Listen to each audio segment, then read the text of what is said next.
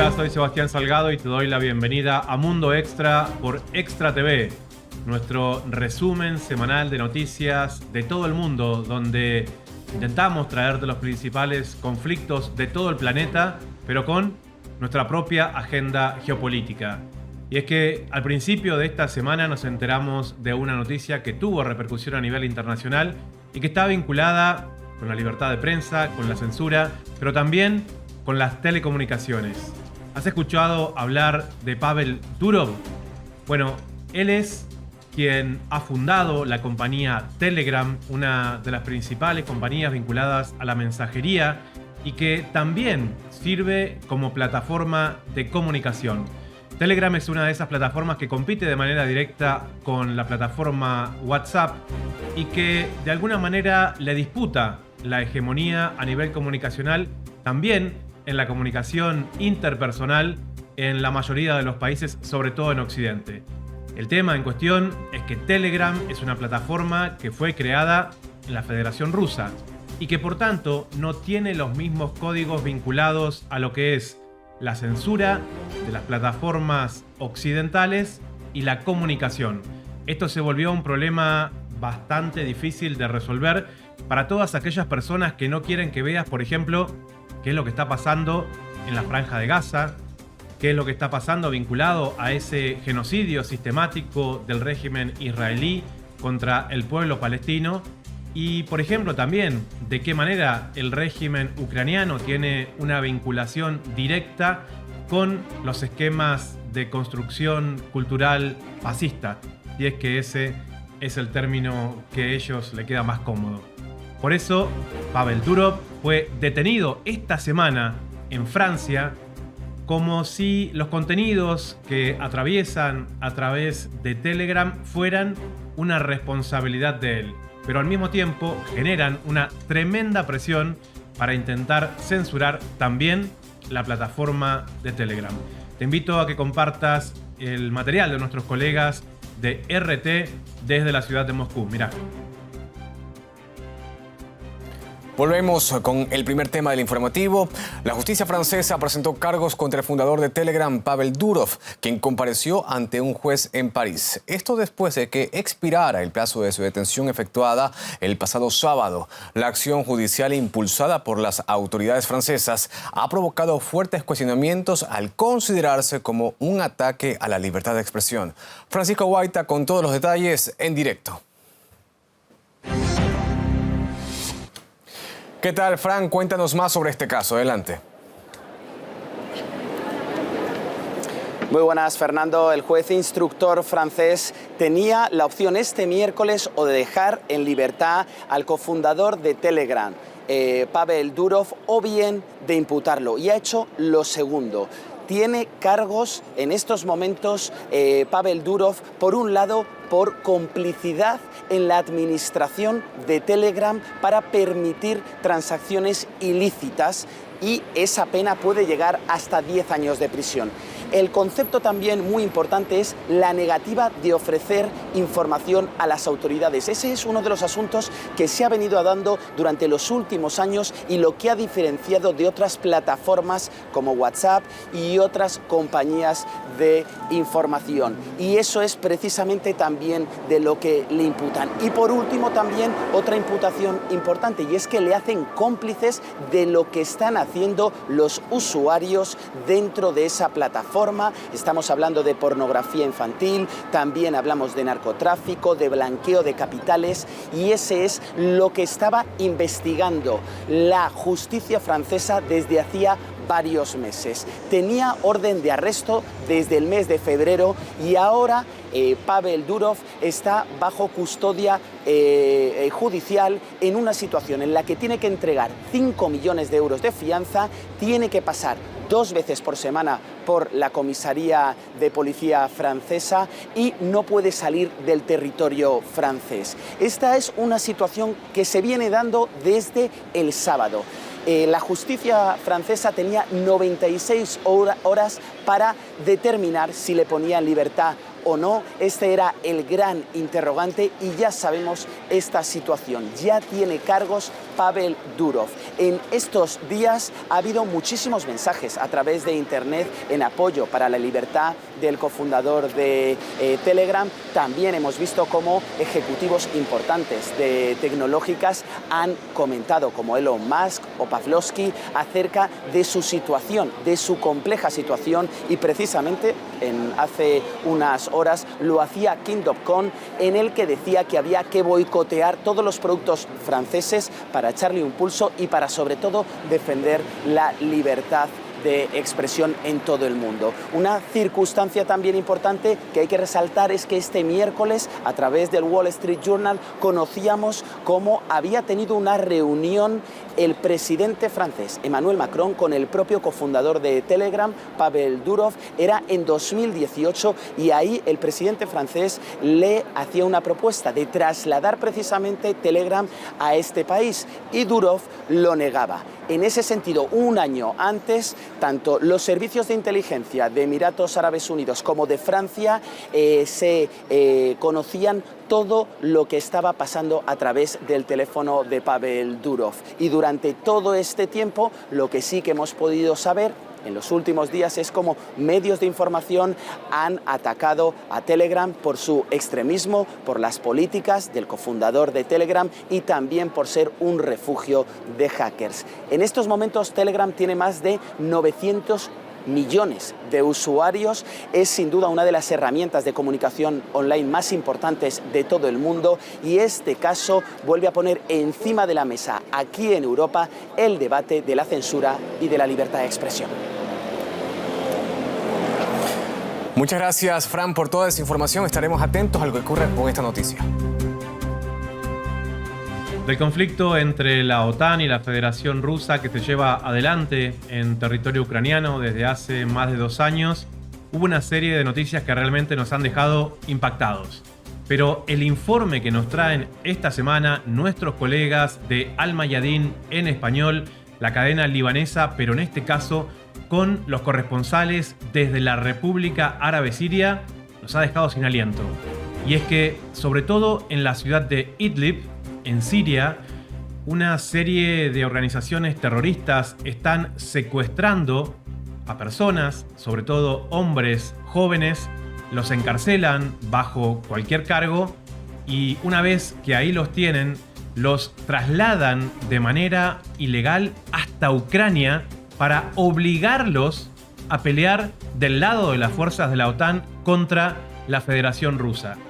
La cadena Al Mayadin es la primera que está informando sobre esta situación y es que la cantidad de mercenarios que se están viendo del lado ucraniano, sobre todo en las incursiones contra el territorio ruso cercano al Oblast de Kursk, nos demuestran de que esa parece ser, en estas últimas semanas, prácticamente la estrategia principal del régimen de Kiev.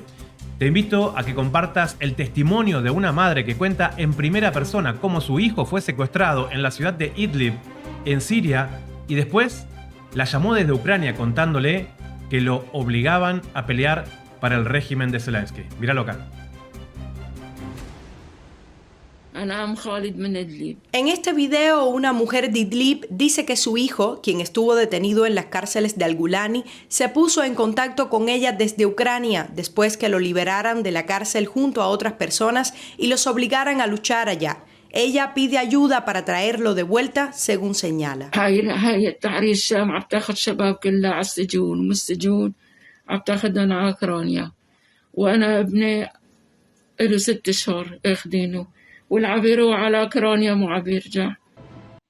El video recrea la imagen que ha quedado ligeramente fuera de circulación. Idlib sigue siendo la reserva de Al-Gulani para el mercado de mercenarios y el envío de detenidos a los frentes de batallas regionales continúa. Y esto parece haberse convertido en un recurso esencial que genera fondos para compensar la disminución de ingresos recaudados en los cruces y a través de apoyo financiero. Abdul Hakim al-Chishani, líder del grupo Ashnad, Kaukaz, fue el primero en llegar a Ucrania desde Idlib hace más de un año, con 70 miembros del grupo, después que al-Gulani los obligara a ir a luchar allá como único destino, y apareció en numerosos videos y entrevistas de televisión que confirmaban su llegada a las líneas del frente. A esto siguieron amplias campañas de reclutamiento de detenidos por parte de al-Gulani en Idlib para enviarlos al holocausto ucraniano. Mediante el arma del reclutamiento en Ucrania y antes a Libia, Afganistán, Azerbaiyán y Níger, al-Gulani logró obtener apoyo material y político externo y pudo utilizar esto como una carta contra sus oponentes. Las campañas de reclutamiento cobran impulso nuevamente y tal vez sea esta una de las razones que explican el descenso del número de protestas que solían tener lugar y que incluían a miles de personas diariamente en las plazas de Idlib, temiendo tener un destino similar al de muchos de los presos que fueron enviados al frente de Ucrania, un hecho que se ha agravado recientemente. Al-Gulani se expande invirtiendo en el mercado de mercenarios que se ha arraigado en Idlib y es una agenda que le ha proporcionado una vía para deshacerse de sus oponentes. Ataca y golpea mortalmente a las facciones armadas enviando a sus militantes a frentes de batalla fuera de Siria, consolidando con ello aún más su dominio que ni las protestas pacíficas ni los enfrentamientos armados habían logrado debilitar.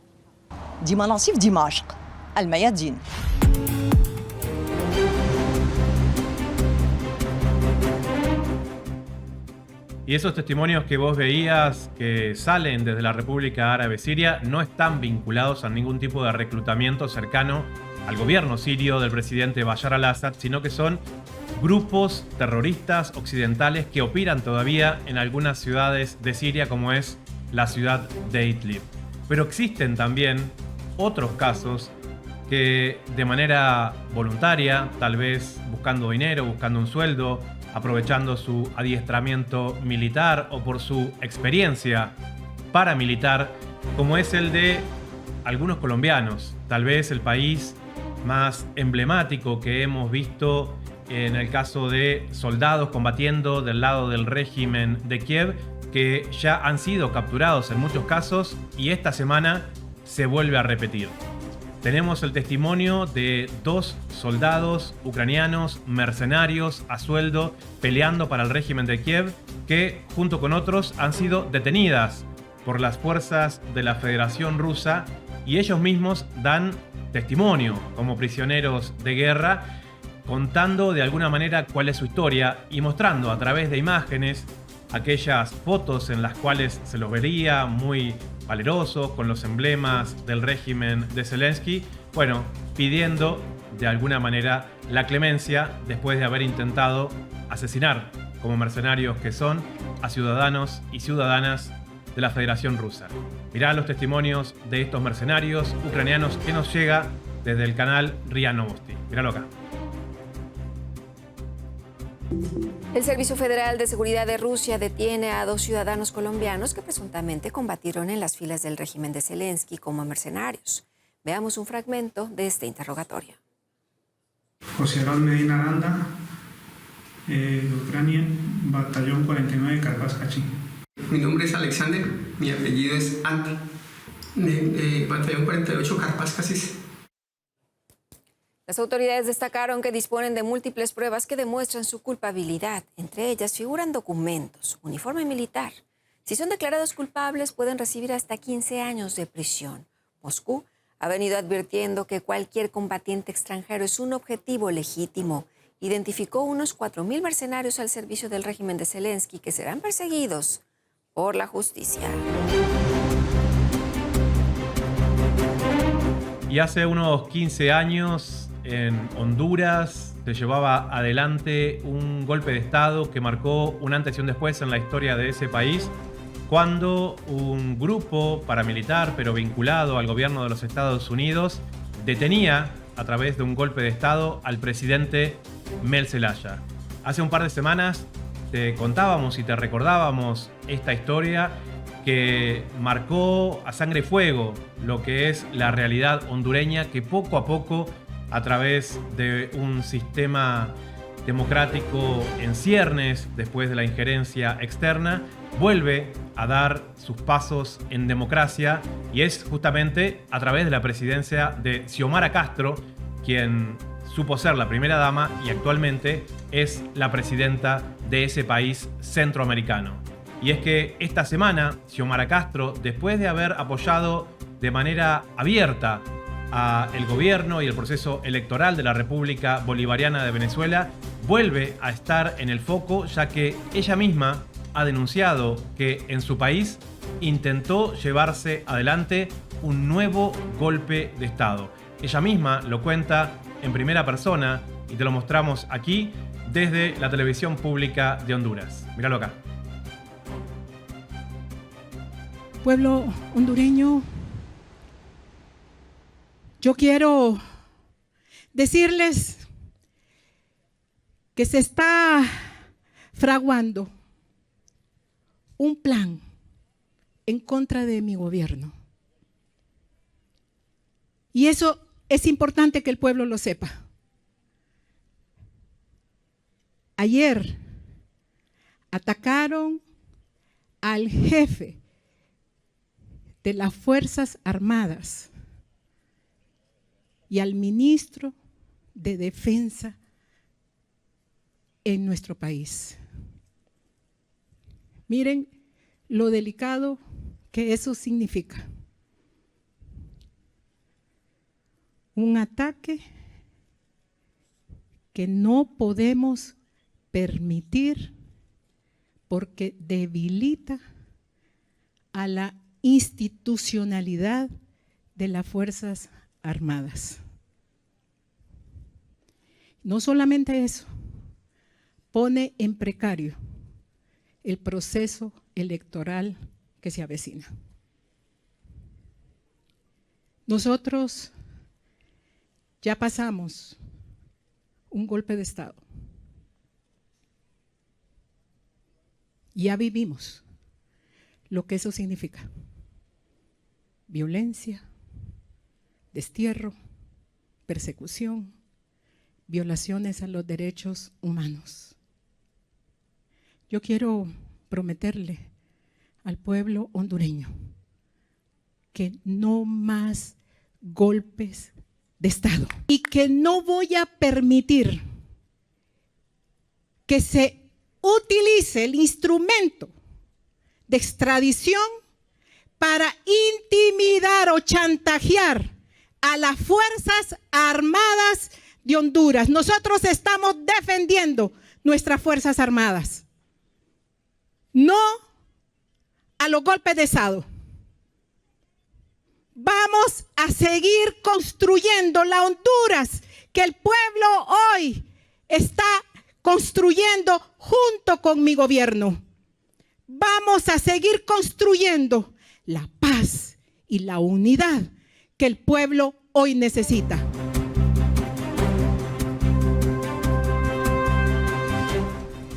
¿Sabés vos quién es Josep Borrell, el alto comisionado de la Unión Europea, que entre sus frases más emblemáticas ha dicho algo así como que Europa es un jardín y el resto del mundo es una jungla?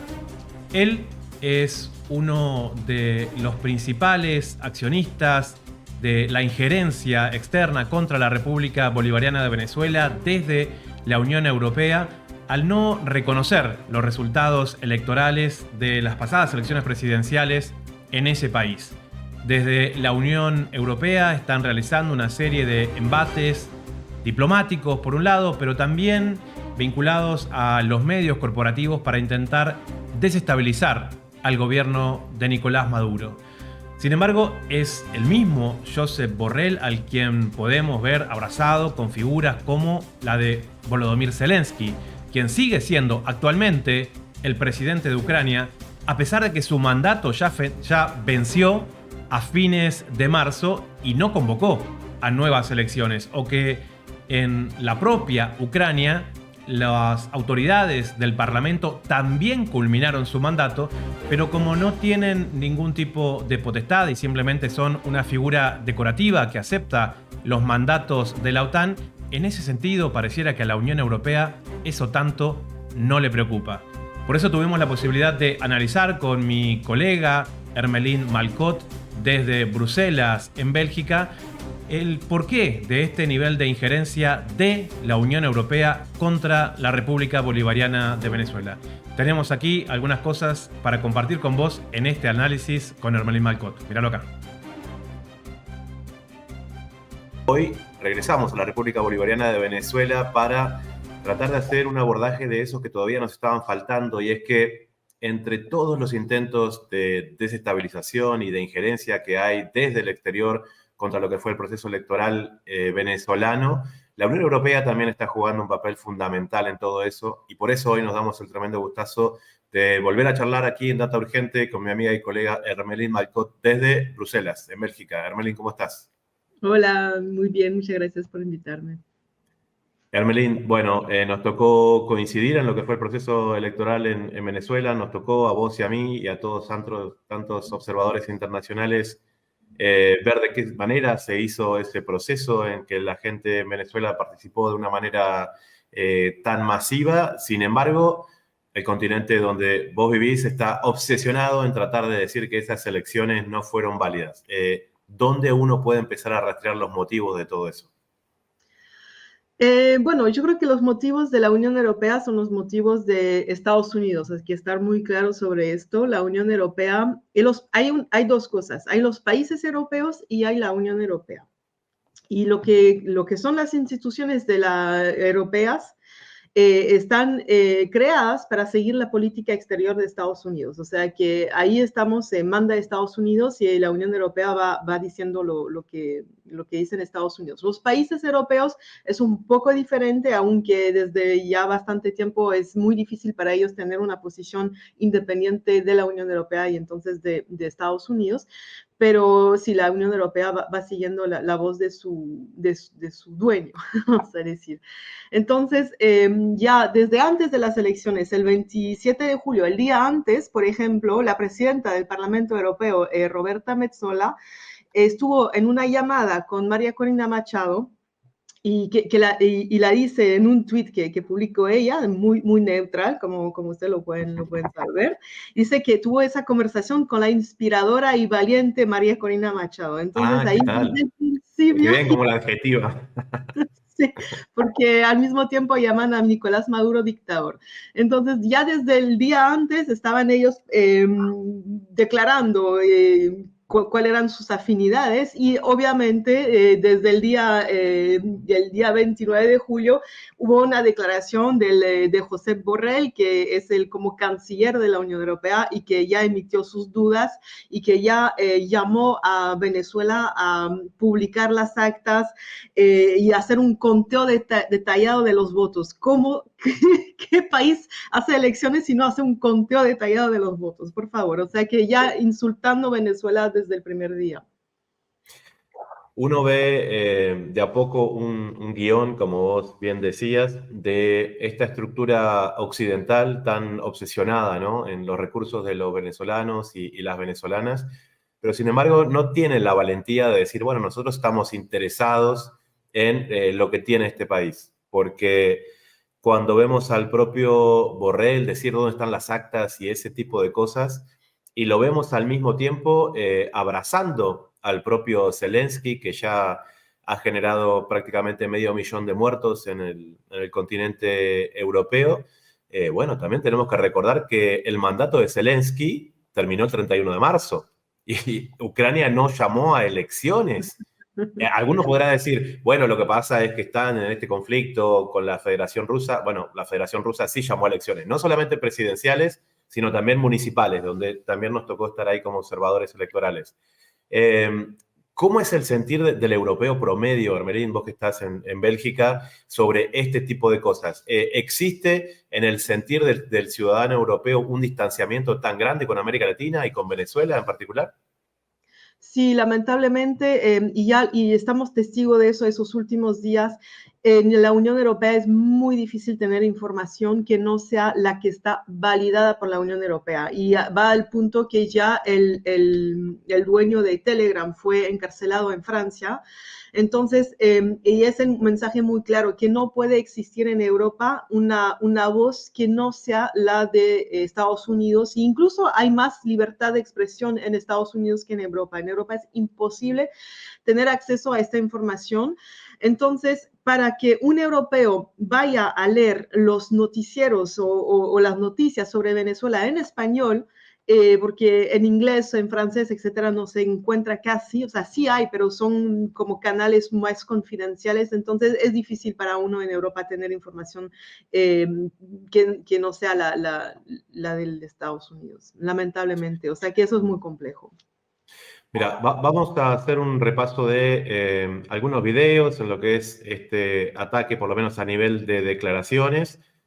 Aunque hay que recordar que también Borrell, el jardinero Borrell, que dice que Europa es un jardín y el resto del mundo es una jungla, él es una persona que ha pedido de manera reiterada la conformación de un ejército europeo, más allá de la identidad de los propios países. Con a Maduro. Escuchemos esto. Si no hay verificación de los resultados no pueden ser aceptados. Yo sé que Maduro me ha dedicado palabras muy cariñosas, no es la primera vez, pero yo tengo que insistir en lo mismo. Si los resultados no se pueden verificar, no se pueden aceptar. Y por el momento no son verificables. Bueno, mejor dicho, lo son a través de la información que aporta la oposición. Maduro ha recurrido al tribunal, ha apelado a los tribunales para que le defiendan, que ya es el colmo del sarcasmo, y estamos pendientes de que el Tribunal Supremo de Venezuela emita una sentencia. No sé qué va a emitir como sentencia, porque su función no es contar los resultados electorales. Si tenía que contar los resultados electorales, el Consejo Electoral no necesita ir a los tribunales, los podría haber planteado ya. Si no se plantean, no se verifican, si Maduro insiste en decir que ha ganado y no quiere entender que para la comunidad internacional sin verificación no hay asunción de resultados, Venezuela puede entrar en una grave crisis. Estamos todos intentando evitar que esto no ocurra. En la República Dominicana, hace unos días, antes de ayer, se aprobó un texto que la Unión Europea suscribió, insistiendo en que no habrá reconocimiento de Maduro si no hay una posibilidad clara de verificar los resultados. Vamos a ver qué pasa en los próximos días, pero hay más de 2.000 personas detenidas, la represión se acentúa y espero que la comunidad internacional mantenga su exigencia de verificación de los resultados. Bueno, varias cosas por acá. Primero, llamado para los hermanos de República Dominicana no se dejen usar su territorio como desestabilización de América Latina. Y al mismo tiempo, ahora vos me vas a ayudar, Hermelín. Primero, dice que el Tribunal Superior de Justicia no es quien para avalar, pero quien ya lo había hecho era el Consejo Nacional Electoral. El tema es que este juego que están haciendo con el tema de las actas no es el sistema de reconto de votos que tiene el sistema electoral venezolano. El sistema electoral venezolano es electrónico, por eso fueron tan grandes, y el respaldo que están es el voto emitido en papel que está dentro de cada una de las urnas.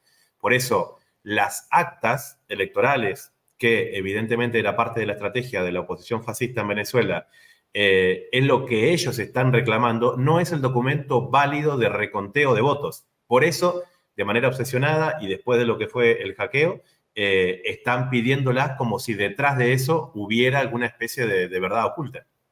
Sí, procede de una ignorancia total de lo que son las instituciones venezolanas y no les interesa realmente conocerlas. Ellos tienen...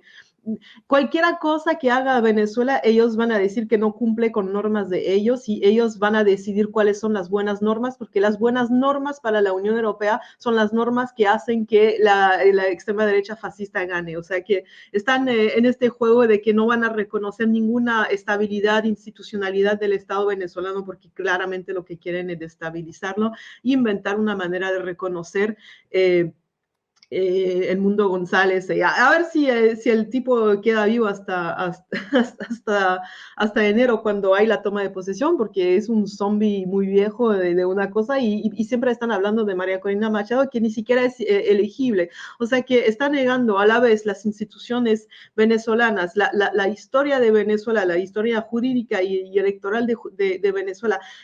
Ni siquiera habla del ciberataque, no habla del saboteo, la tentativa de saboteo eléctrico de Venezuela el día antes de las elecciones. No habla de la falsificación de las famosas actas que siempre hablan y que ha sido demostrado. El 83% de las actas que presentaron en su sitio son falsas.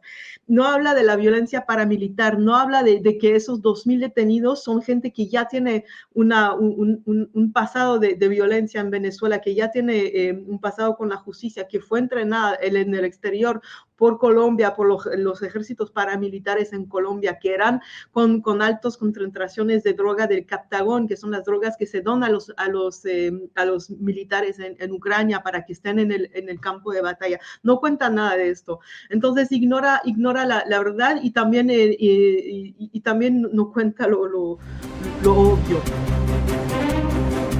Agradecemos el análisis de Hermelis Malcot en este extracto de esta entrevista que compartimos con ella, que te recuerdo, si querés verla de manera completa, te invitamos a que entres al canal de YouTube de Data Urgente.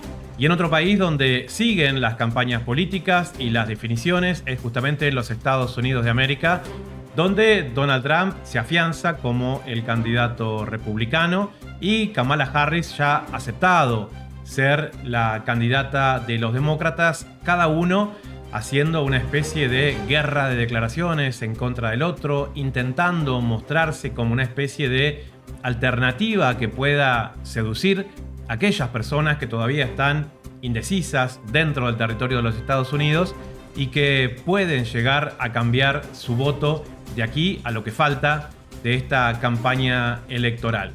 Sin embargo, uno de los temas que poco se aborda es quién financia justamente estas campañas electorales, que termina decidiendo, de alguna manera, cuáles van a ser también las políticas, sea quien sea que gane las elecciones, del próximo presidente de los Estados Unidos. Y uno de los principales financistas de estas campañas políticas, tanto de los demócratas como de los republicanos, es el AIPAC. Es el lobby sionista israelí que cualquiera que gane de los dos, ellos están preparados para seguir gobernando. Mirá este informe de nuestros colegas desde Turquía de la cadena en español TRT. Míralo acá. Las campañas electorales son caras, muy, muy caras. Y las estadounidenses probablemente las más caras del planeta. ¿Quién paga las elecciones en Estados Unidos? Hay dos cosas importantes en la política. La primera es el dinero y la segunda, no me acuerdo. Mark Hanna, el director de campaña que llevó a William McKinley a la presidencia de Estados Unidos a principios del siglo XX, lo tenía claro y lo expresó a la perfección con esa frase. Y desde entonces, nada ha cambiado. Todos sabíamos que Biden está, digamos, algo mayor. Pero esto no fue un problema hasta que los donantes empezaron a retirar su dinero. El hecho de que Kamala Harris sea la posible candidata no sorprende. Es una máquina de recaudar fondos. En las primeras 24 horas tras el retiro de Biden, recaudó $81 millones y más de 200 millones en la primera semana. Los grandes nombres de Silicon Valley, Wall Street y otras industrias abrieron sus chequeras, ayudando a Harris a romper récords en donaciones. Esto demuestra que en la política estadounidense el dinero habla más fuerte que cualquier discurso. Y como sabemos, nadie da su dinero gratis. Porque lo que más grita democracia es la donación de miles de millones de dólares. Pero, ¿quién son estos donantes y qué quieren a cambio? Entre los magnates están George Soros, el filántropo de las causas demócratas y conocido por ser el protagonista de casi todas las teorías conspirativas. También Timothy Mellon, sí, aquel que pagó el 98% de nuestro muro fronterizo favorito al sur de Texas. Y no olvidemos al geek tecnológico Elon Musk, quien recientemente hizo una de las más grandes donaciones de las elecciones hasta este momento a la campaña de Donald Trump. Y aparte de los individuos, hay grandes organizaciones que se encargan de mantener la maquinaria electoral bien engrasada. Las corporaciones, sindicatos y otras agrupaciones también pueden realizar contribuciones significativas a través de los comités de acción política o PACs. Estas personas y grupos no dan dinero gratis, sino que financian a quienes consideran que mejor representan sus intereses. Y lo hacen tanto de forma pública como secreta. Es lo que se llama el dinero oscuro. Un análisis de Open Secrets mostró un aumento sin precedentes en dinero oscuro para las elecciones 2023-2024, superando todas las elecciones anteriores. Se espera que estos fondos lleguen a los 1.000 millones en este ciclo electoral. Esto es posible porque en 2010 la Corte Suprema de Justicia permitió que los donantes cubrieran gastos de forma ilimitada en campañas políticas, argumentando la protección de la libertad de expresión. Este fallo desmanteló restricciones previas y aumentó significativamente la influencia del dinero en la política. Y claro, ¿qué son gastos? Porque nadie da dinero gratis. Eso de amigos con derechos y sin compromiso no existe en la política. Un ejemplo claro es el AIPAC, el Comité de Asuntos Públicos de Estados Unidos e Israel. Su misión es impulsar políticas pro-Israel en Estados Unidos. ¿Sorpresa? El AIPAC empezó como el Comité Sionista Estadounidense tras la masacre de Gibeah en 1953, en la que 70 palestinos, incluyendo 60 civiles, fueron asesinados por el ejército israelí, para así mejorar la imagen de Israel en Estados Unidos. En 1959 se convirtió en AIPAC y tras la guerra de Yom Kippur en 1973 recibió gran inyección de fondos, convirtiéndose en el gran titán del cabildeo en Washington.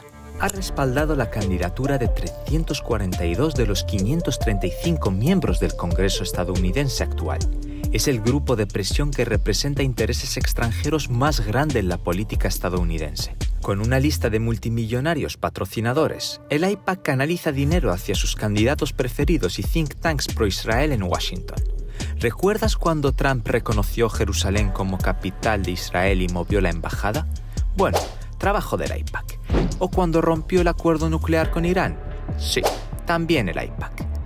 Su ejército de cabilderos tiene un impacto enorme.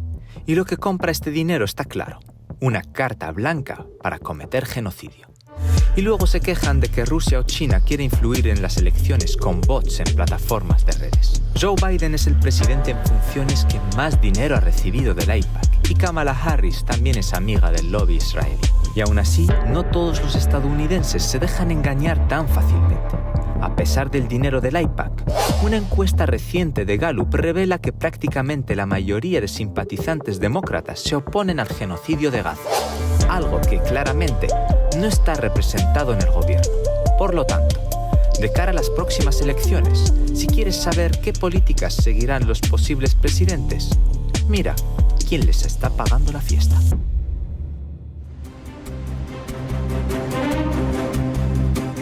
Y seguimos en territorio norteamericano, pero en este caso en los Estados Unidos mexicanos. Y es que hace poco más de un mes se detuvo a quien era, por lo menos hasta ahora, el narcotraficante más buscado por las fuerzas mexicanas, se dice también por las estadounidenses, y que hasta este momento no había conocido una detención ni un penal. Estamos hablando de Ismael El Mayo Zambada. Es tal vez una de esas personas emblemáticas vinculadas al crimen organizado. Se lo conoce como una persona que había sido muy cercana al propio Chapo Guzmán y que en las últimas semanas, hace poco más de un mes, había tenido, se supone, una reunión con una serie de políticos mexicanos y él dice, a través de su abogado, con un escrito, que fue engañado, que fue capturado y que fue trasladado de manera ilegal hasta el territorio de los Estados Unidos. Las autoridades estadounidenses dicen, sí, efectivamente, aquí lo tenemos prisionero, pero no dan los detalles sobre de qué manera llegó hasta ese país. Una situación que resulta extremadamente incómoda para el gobierno de López Obrador si es que se comprueba que las autoridades de la DEA, por ejemplo, están realizando detenciones, sobre todo con este nivel de narcotraficantes, sin la participación ni la autorización de las autoridades mexicanas. Esto ha generado una serie de rispideces y de distanciamiento del gobierno de López Obrador con las autoridades de los Estados Unidos, que fue complementada al mismo tiempo con declaraciones del embajador estadounidense en ese país, que se manifestó abiertamente en contra de una reforma judicial que intentan hacer en México, en la cual los ciudadanos podrían votar, o sea, elegir de manera democrática a los jueces federales. Esto pareciera que al gobierno de los Estados Unidos no le está gustando nada, y por eso el presidente López Obrador ha determinado que entre México y Estados Unidos exista una pausa diplomática. Míralo acá. Una jornada cargadísima de información internacional. En esta ocasión, después de un tiempo, volvemos a los Estados Unidos mexicanos, en donde en los últimos días, pero sobre todo en las últimas semanas, ha surgido una serie de conflictos diplomáticos, podríamos decir, entre el gobierno de López Obrador y la Embajada de los Estados Unidos, posterior a lo que hace poquito más de un mes fue la detención de uno de los narcos más buscados de hace muchísimo tiempo. Algunos decían que era el intocable, el que nunca iban a terminar de detener, que era justamente Ismael El Mayo Zambada. Nos damos el tremendo gustazo de charlar una vez más, aunque no lo hacíamos desde hace un tiempo largo, con José Pepe Reveles, investigador, escritor, tiene una gran obra vinculada a estos temas del crimen organizado. Pepe, te agradezco muchísimo por estar con nosotros esta noche, aquí en Data Urgente y también para Extra TV en la ciudad de Buenos Aires. Con muchísimo gusto, Sebastián, a tus órdenes. Bueno, primero, para un público no mexicano, Pepe, o sea, ¿quién es El Mayo Zambada y por qué fue tan importante su detención hace un mes? Bueno, el Ismael El Mayo Zambada García es el narcotraficante más importante vivo en México, con 76 años de edad y con medio siglo de traficar sin haber sido capturado jamás, sin haber pisado una cárcel. De tal manera que su captura fue muy espectacular. Pues se especuló mucho si había negociado, si los agentes de las tres letras, o sea, DEA, FBI y CIA, habían estado conversando con él y habrían llegado a un acuerdo, pero al final lo que prevalece es un tema que el propio Mayo, a través de su abogado, Fran Pérez, dice que ocurrió. Dice que lo invitaron a una reunión, él llegó confiado a esta reunión, en donde hubiese estado el gobernador de Sinaloa, Rubén Rocha Moya, que no estuvo, ¿no? Y el que fue rector de la Universidad Autónoma de Sinaloa, Héctor Melesio Cuen.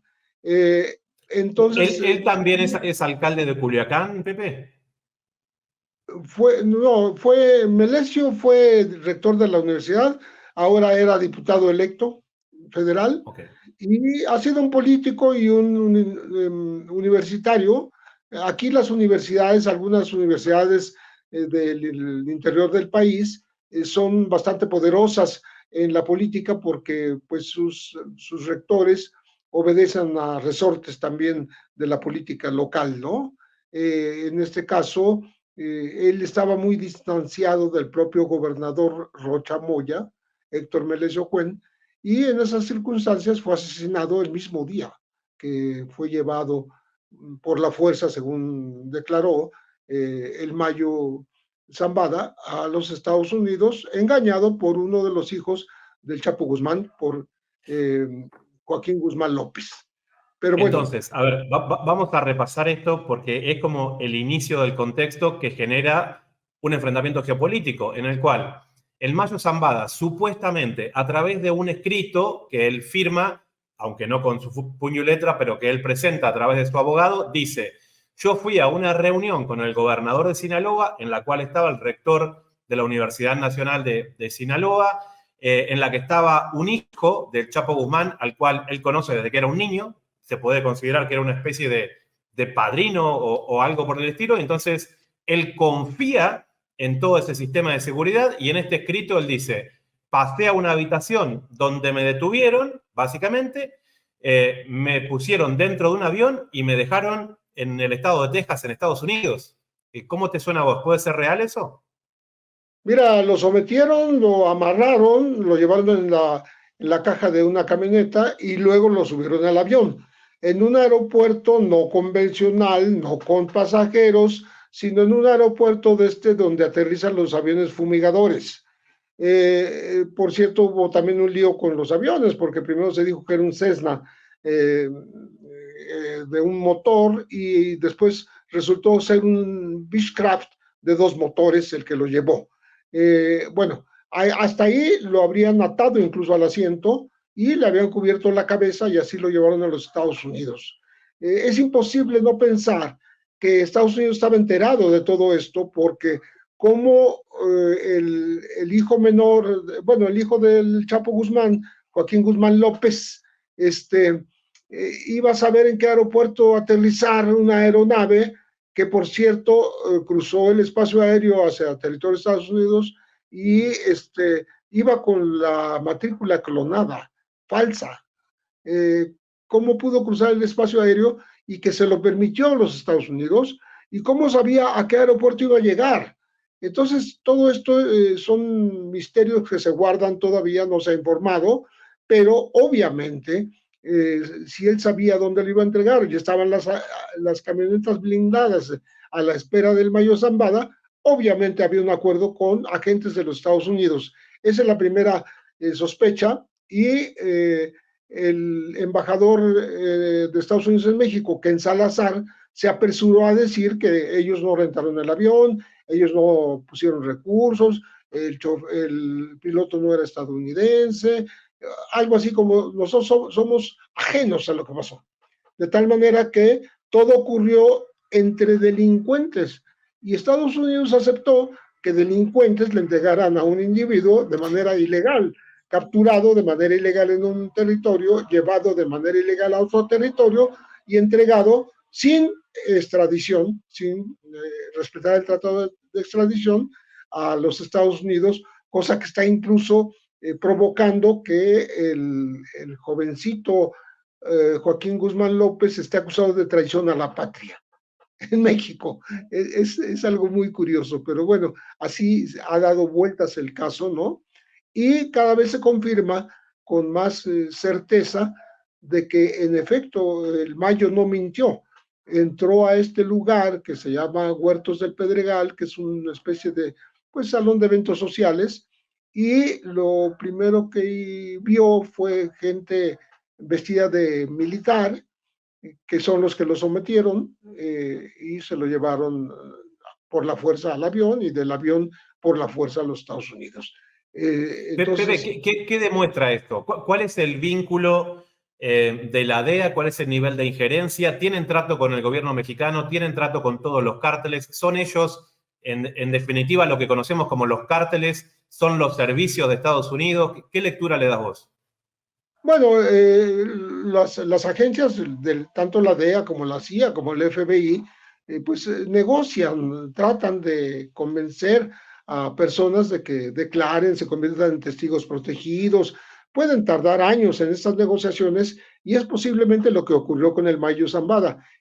El hecho de que hayan conversado con él no quiere decir que él haya aceptado irse a entregar. Son cosas diferentes. Pero de todas maneras, está ahora en Estados Unidos y me parece que va a tener que negociar por fuerza, porque de otra manera, ¿qué le van a dar una cadena perpetua y se va a morir en la cárcel? Tiene 76 años, está enfermo, no nada más de diabetes, de hipertensión, sino tiene un cáncer, se sabe. Entonces, estamos hablando, eso tensó las relaciones porque Estados Unidos no ha aceptado que haya intervenido directamente en esta captura, lo cual es poco creíble por un lado. Pero lo que más incomodó al gobierno mexicano es la opinión del embajador Ken Salazar respecto a la reforma al Poder Judicial que inició el partido gobernante y triunfante en las elecciones pasadas con 36 millones de votos, o sea, una cantidad, la mayor cantidad de votantes en la historia de México y también por primera vez una mujer llega por esta votación en los 200 años de independencia del país a ser presidenta de México, va a ser la próxima presidenta dentro de unas pocas semanas, el hecho de que no le hayan criticado esta reforma judicial que tanto el presidente actual como la próxima presidenta están avalando, le molestó mucho a México. Dice, yo no me meto en los asuntos de otro país y le digo qué debe hacer.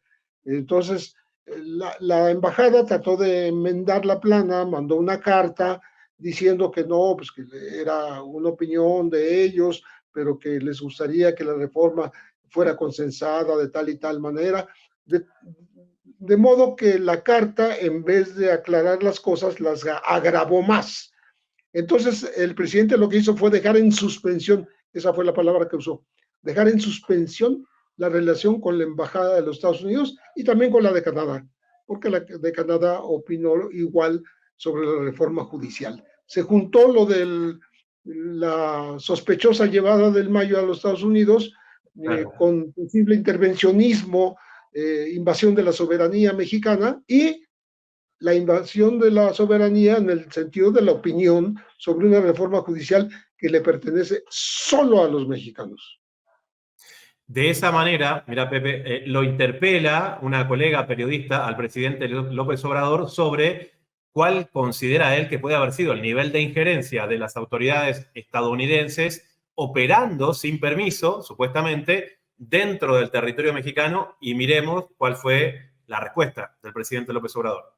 En mi primer planteamiento de pregunta, pues es el caso Zambada, Ismael Zambada y Joaquín Guzmán. Ayer ya la Fiscalía General de la República da por buena, presumiblemente, la versión de Zambada García de que fue secuestrado. Yo le pregunto, ¿hay indicios, hay evidencia de que agentes estadounidenses fraguaron, planearon, participaron de alguna forma, se pusieron de acuerdo con narcos mexicanos para llevar a cabo el secuestro de Ismael Zambada? Sería mi primera pregunta, presidente. Lo que sabemos hasta ahora es de que el gobierno de Estados Unidos tenía acuerdo con Guzmán López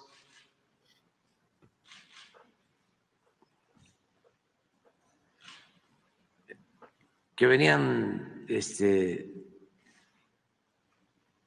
manteniendo comunicación para un posible acuerdo. Ellos han dicho de que en efecto había este acuerdo o se estaba gestando este acuerdo, pero que no sabían de que en el avión iba también o llegaba a territorio estadounidense el señor Zambada. Eso es lo que se conoce, vamos a decir, formalmente en la investigación que se está llevando a cabo la Fiscalía General de la República. Pero no hay evidencia en ese sentido de que se pudieran. Hay una línea, una hipótesis, una línea de investigación de que sí hay agentes, sí se está investigando. Es que está abierta la investigación. O sea, y la decisión que se ha tomado es que se conozca, aquí lo hemos dicho, todo lo sucedido. Y cambiamos de región, nos trasladamos nuevamente hacia Asia Occidental.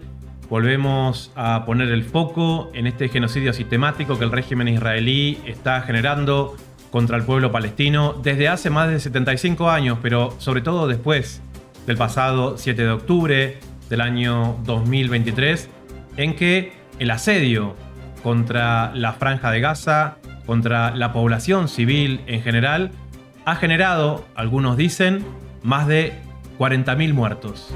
Pero cuando vemos informes como este que nos están compartiendo nuestros colegas de Al Mayadin en español desde la Franja de Gaza, donde vemos la imposibilidad de rescatar los cuerpos después de los bombardeos israelíes contra estructuras como las que son campos de refugiados, hospitales o escuelas, podemos dimensionar que en realidad esa cifra que dicen apenas estaría superando las 40.000 víctimas fatales podría claramente ser el doble o más. Te invito a dimensionar parte de lo que está pasando en este mismo momento que nosotros estamos hablando en la Franja de Gaza, donde la gente vinculada a la protección civil no puede ni siquiera rescatar los cuerpos sin vida entre los escombros. Míralo acá. La política de atacar refugios por parte de la ocupación israelí no ha terminado.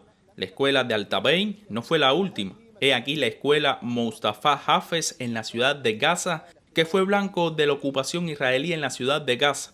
Los equipos de defensa civil hasta este momento están tratando de encontrar los cuerpos de los mártires después del reciente ataque de las fuerzas israelíes. Por supuesto, se trata de un nuevo crimen añadido a los crímenes de la ocupación israelí. Es una escuela que alberga aproximadamente a 700 ciudadanos y la ocupación israelí atacó lamentablemente esta escuela con misiles balísticos, causando la destrucción completa de este edificio, que en efecto albergaba en su interior a familias enteras. Nosotros como equipos de defensa civil intentamos rescatar con todos los recursos a nuestro alcance, junto con los equipos médicos a los que estaban en el interior de la edificación, intentando sacar los cuerpos de las víctimas mortales. Hay personas bajo los escombros cuyo rescate es difícil. Nuestros equipos encuentran muchos obstáculos porque necesitan maquinaria pesada desde excavadoras a tractores, pero esto no lo hay en la Franja de Gaza. Por ello nos vemos obligados a dejar a varios cuerpos bajo los escombros sin poder sacarlo, lo cual es muy lamentable. Aquí estamos recorriendo la escuela Mustafa Hafez, la cual fue blanco de un ataque de la ocupación israelí y en la que murieron 10 mártires, según informaron las autoridades y los equipos de defensa civil, que todavía intentan recuperar algunos de los cuerpos de los mártires. 3 pisos de esta escuela fueron arrasados hasta los cimientos. Tal como lo podemos observar, es una escuela que albergaba a cientos de desplazados que se refugiaron en la misma huyendo de los ataques israelíes. Nos atacaron mientras dormíamos. No tenemos tregua. Nosotros morimos poco a poco. Nos encontrábamos resguardados en la escuela suponiendo que el lugar era seguro. De repente escuchamos explosiones que nos sacudieron. Nuestros hijos se encontraban en el patio. Hubo muchos heridos y fallecidos que se encuentran bajo los escombros. Jóvenes, mujeres y niños. No nos queda sino rogarle a Dios que nos ampare. محمود العوضية شمال غزة الميادين.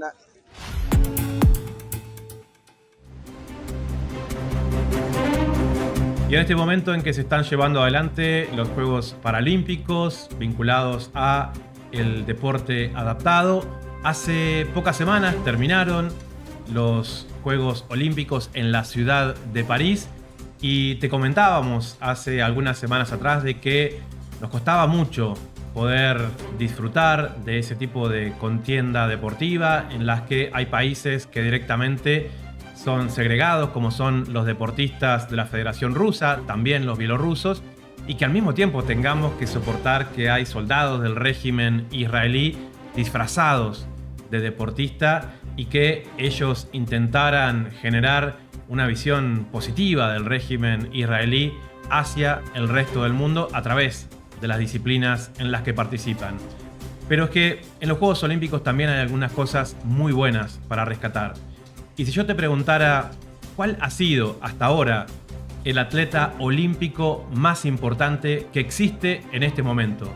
Y es que hay un atleta único en la historia que durante 5 Juegos Olímpicos consecutivos ganó la medalla de oro.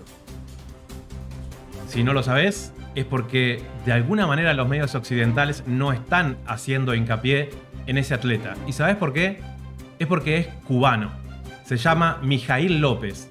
Hace lucha grecorromana y es el atleta más importante que han dado los Juegos Olímpicos porque no hubo ningún otro en la historia que durante 5 juegos seguidos ganara la medalla de oro.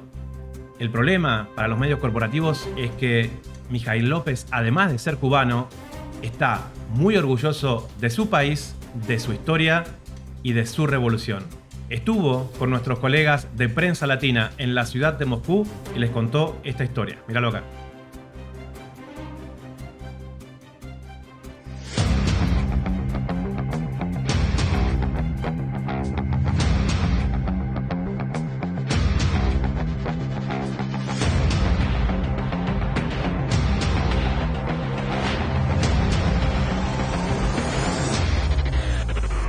Para el multicampeón olímpico de lucha greco-romana Mijaíl López, nunca fue una posibilidad perder su 5ª medalla de oro en los pasados Juegos Olímpicos de París 2024.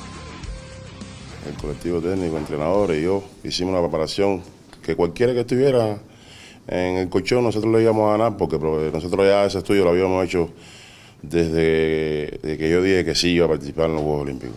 Creo que el pensar de que no podía lograr ese resultado era algo inesperado por alguien que no siguiera la continuidad de Mijaíl. La mentalidad mía siempre ha sido de campeón, lo pude demostrar en cada uno de los combates. El iraní no era un atleta, un exponente de yo pensar tanto ni de dudar, porque ya había luchado con él en los Juegos Olímpicos anteriores, le había ganado por superioridad técnica. Sé el déficit que tiene él, sé los déficits que tienen todos los atletas, porque uno hace estudios técnico-tácticos en los cuales sabe entre los atletas que va a enfrentar. Era un rival que solamente era la espera de la gente, como todo el mundo esperaba la pelea de Tuco, como todo el mundo esperaba la pelea de Rus, pero no ven los entrenamientos de Mijaíl López, no ven los entrenamientos de lo que hacemos nosotros, todo se basa en redes sociales. Solamente había que pensar los años que llevo de carrera deportiva de Mijaíl, la entrega que ha hecho Mijaíl en el deporte y por qué lucha Mijaíl. Mijaíl lucha por un pueblo, Mijaíl lucha por toda la gente que lo ama y Mijaíl lucha por el resultado que siempre ha querido que hacer. Invitado de honor al torneo internacional de lucha greco Memorial Aksenov que se desarrolló en la ciudad de la Siberia rusa de Novosibirsk, el gigante de herradura tuvo la oportunidad de compartir con otro tan grande como él, el ruso Alexander Karelin, a quien calificó ante los micrófonos de Prensa Latina como un ídolo. Karelin para mí es un ídolo. Tuve la posibilidad de poder ir a su ciudad, saludarlo dentro de tanto público que lo aman, y decirle que gracias a él por los resultados que tengo yo, porque gracias a él fue mi meta para yo poder tener estos resultados, metas en las cuales eran unas metas que parecían inalcanzables, pero pude transmitirle al mundo que mientras uno quiera lograr cosas en el mundo, cosas en la vida, no hay obstáculos que lo detengan. Pude lograr mi 5ª medalla en unos Juegos Olímpicos, algo inalcanzable, solamente le dejé tarea a los jóvenes que lo logren ahora. Interrogado por lo que significa su entrenador Raúl Trujillo en los logros ya catalogados como históricos y lo que representa tirarlo para el colchón al cierre de todas las peleas, Mijaíl respondió. El entrenador prácticamente es como si fuera un padre para uno, es el que te guía, el que te lleva a estar en óptimas condiciones para enfrentar una pelea. Y lo hemos cogido ya como un show, ¿no? Una forma de alegarlo, creo que también él sufre mucho en la esquina. Y eso lo ayuda a él a entusiasmarse, a estar tranquilo, y creo que ha sido algo en lo cual es bien visto por todo el mundo y contento por Trujillo porque aguanta los traidores. El gigante de herradura aseguró que aún habrá que hablar de él y de la lucha greco de Cuba por largo tiempo. Bueno, hay para el pueblo de Cuba hay mucho Mijaíl. Creo que le demostró al mundo que nosotros, por muy pequeños que seamos, con todas las dificultades que tengamos, logramos cosas grandes para que siempre recuerden Cuba.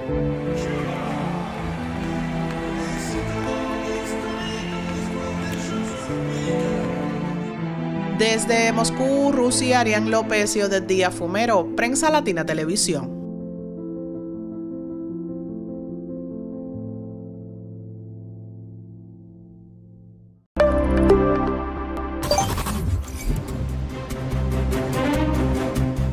Tremenda la historia de Mijaíl López desde Moscú, pensar lo que ha sido toda esa trayectoria deportiva, pero que lo los medios corporativos tratan de hacer de que no existiera, porque les cuesta reconocer que desde una isla bloqueada como es la República de Cuba salga el atleta olímpico más importante de la historia. Pero claro, Mijaíl López no está solo y detrás de él hubo una serie importante de personas que lo apoyaron desde diferentes aspectos, pero hubo sobre todo un entrenador que le marcó el camino con esa impronta de victoria que saben tener los cubanos, pero que al mismo tiempo aprendió, y mucho, de lo que fue la escuela soviética de la lucha greco-romana. En Moscú también estaba Raúl Trujillo, el entrenador de Mijaíl López, y dialogó también con nuestros colegas de Prensa Latina. Míralo acá.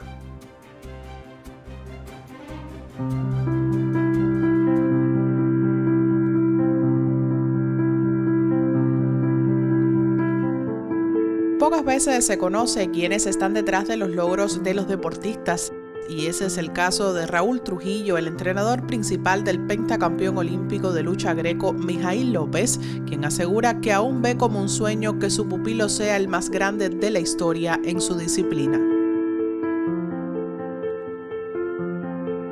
Todavía no he despertado a esa realidad, ¿no? Que es su quinta medalla, que es un hecho cuando te pones a analizar tan ponderable, tan espectacular, tantos años de esfuerzo, de sacrificio, vencer atletas también, más jóvenes, con países con más desarrollo, con más recursos. Muchas personas no saben que Mijaíl tiene 4 hernias discales. Se le inflama la rodilla, tiene muchas lesiones sobre uso. Y haber llegado a una quinta, creo que ha sido un trabajo muy arduo, donde no solo, bueno, mi imagen es la primera, no, pero detrás de estas medallas hay muchas personas, su familia que lo apoya, sus hijos que son, creo, un gran trampolín para esmerarse, para mostrarle a ellos también lo que es su padre, lo que es la lucha, y después también algo que siempre hablamos y él dice que es su pueblo. Trujillo, quien se encuentra en Rusia, invitado al Torneo Internacional de Lucha Greco-Romana Memorial Aksenov, en diálogo con Prensa Latina aseguró que el gigante de herradura tiene como principal virtud su mente dispuesta siempre al triunfo. Una característica que es muy importante, que es su mente. Tiene una mente triunfadora, tiene una mente de campeón. Él sí, cuando fija, voy con este logro y lo voy a lograr. Con dolor y con eso, a veces uno lo sufre junto con él porque es un ser humano. Y uno también se siente entrenador, pero también se siente padre. Y más la responsabilidad que nos dejó su padre, infelizmente antes de fallecer, ¿no? Porque su papá decía, yo con la cuarta estoy conforme. La quinta ustedes están locos, eso no está muy difícil. Yo quisiera que se retirara con la gloria. Le dije, confía en mí, Bartolo, confía en él que vamos. Si no, yo te dijera, vamos a renunciar. Más cuando la gente preguntaba, bueno, ¿qué tú crees ganar la quinta? Yo si no estuviera convencido, estuviera en mi casa. Y creo que Mijaíl es una persona que yo lo comparo con el universo, porque tiene muchas estrellas.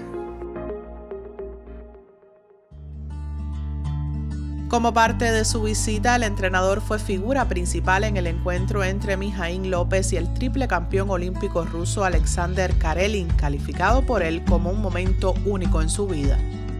Ese encuentro de dos grandes tiene una importancia histórica trascendental. Fueron dos lumbreras, cada una en las etapas.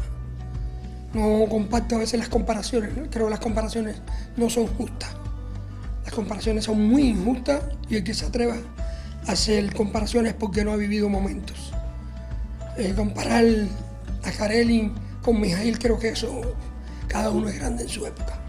Cada uno es inmenso, cada uno vive momentos diferentes, contrarios diferentes, tecnologías diferentes, esos mismos tratamientos diferentes y todo es muy diferente.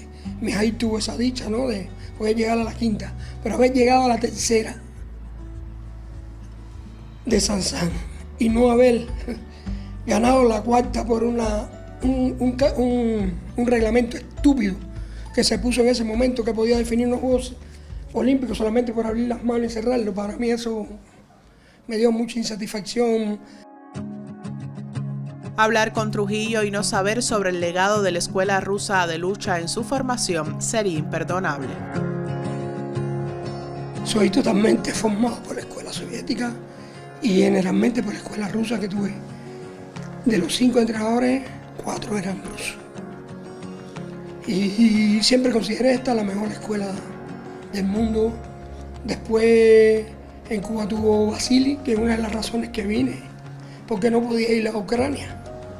Agradecerle a mi entrenador Sergei Ribalko, también que estuvo mucho en mi formación, igual a Yuri Alexenko, a Yuri Tikhov, que me formaron y seguí cabalmente la escuela rusa, cabalmente su metodología, su entrega, su táctica, y la estudié con mucha profundidad, ¿no?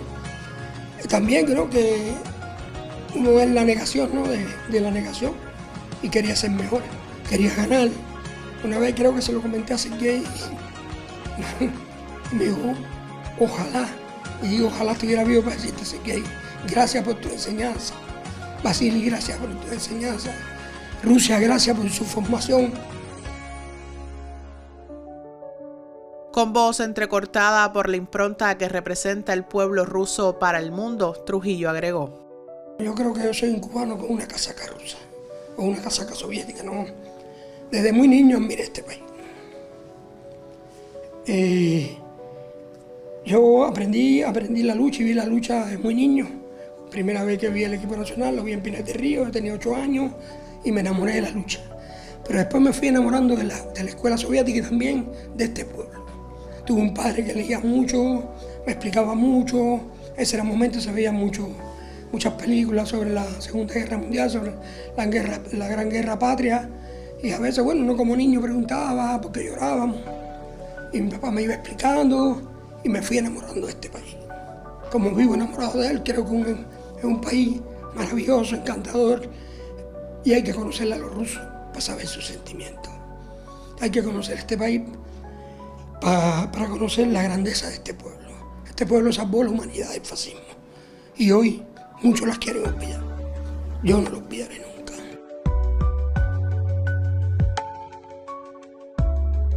Desde Moscú, Rusia, Arián López y Odette Díaz Fumero, Prensa Latina Televisión.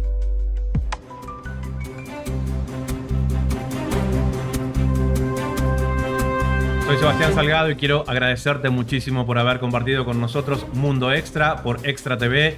Si te han gustado los contenidos que queremos compartir con vos, te pido que los difundas en tus propias redes sociales para que de alguna manera también nos ayudes a romper la censura mediática que existe también a nivel geopolítico. Espero que volvamos a encontrarnos aquí a través de Extra TV la próxima semana.